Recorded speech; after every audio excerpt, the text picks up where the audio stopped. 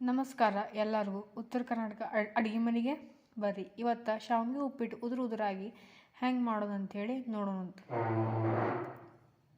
First ಶಾವಿಗೆನ ಒಂದು ಪಾತ್ರೆಗೆ ಹಾಕ್ಕೊಂಡು ನೋಡ್ರಿ ಚಲೋತ್ನಂಗೆ ಒಂದೆರಡು ಸ್ಪೂನ್ ಎಣ್ಣೆ ಹಾಕ್ಕೊಂಡು ಚಲೋತ್ನಂಗೆ ಹುರ್ಕೋಬೇಕ್ರಿ ಅವನು. ಆಮ್ಯಾಗ GRB ತುಪ್ಪನ 1 ಸ್ಪೂನ್ ತೊಗೊಂಡೇನ್ರಿ. ತೊಗೊಂಡು ಚಲೋತ್ನಂಗೆ ಮತ್ತೊಂದು ಸತ ಹುರ್ಕೊಳತ್ತೀನಿ ನೋಡ್ರಿ.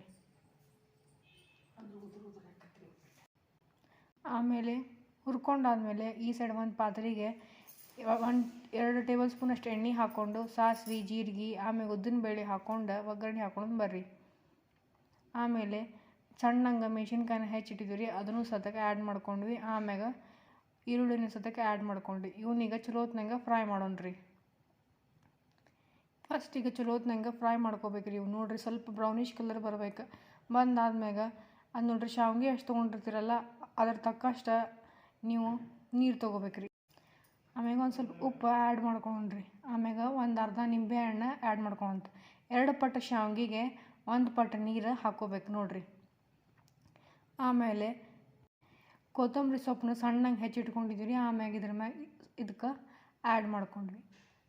ಒಂದು ಸ್ವಲ್ಪ ಸಕ್ರೆನೂ ಆ್ಯಡ್ ಮಾಡ್ಕೊಂಡೇವ್ರಿ. ಒಂದು ಹೌದಲ್ಲ ಸ್ವಲ್ಪ ಇದನ್ನು ಶಾವಿಗೆನ ಇದಕ್ಕೆ ಆ್ಯಡ್ ಮಾಡ್ಕೊಳ್ಳೋ ಮುಂದೆ ಸ್ವಲ್ಪ ಸಣ್ಣಂಗೆ ತಿರ್ಕೊಂತ ಇರ್ಬೇಕ್ರಿ. ಅಂದ್ರೆ ಗಂಟಾಗೋ ಚಾನ್ಸ್ ಇದ್ರೆ ಆಗಂಗಿಲ್ಲ ರೀ ಅವು. ನೋಡ್ರಿ ಇದು ಈಗ ಶಾವಿಗೆ ಇಷ್ಟನ್ನು ಹಾಕ್ಕೊಂಡೇವಿ. ಈಗ ಉಮ್ಗೊಳಕ್ಕೆ ಬಿಡೋಣ್ರಿ. ಮ್ಯಾಗ ಒಂದು ಸ್ವಲ್ಪ ಕೊತ್ತಂಬರಿ ಸೊಪ್ಪನ್ನು ಉದುರ್ಸೋಣಂತ.